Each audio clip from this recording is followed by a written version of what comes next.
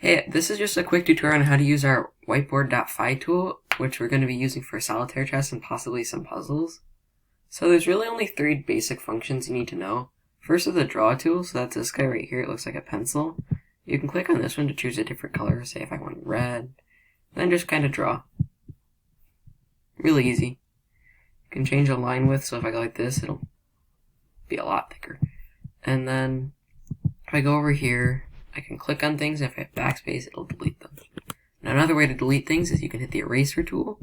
So if I just make an example, draw something, whoops. And then I use the eraser tool, it'll just erase things in a little line for me. Now I can choose, I think, the length of this. So, yep.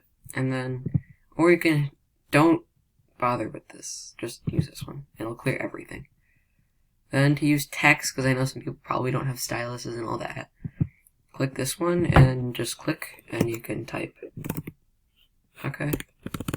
So, and then over here this is cut, this one's copy, and this one's paste. This is the back button, so I can take back all my nonsense. And then this one is zoom in, this one zoom out. That's basically all you need to know. Thanks. Bye.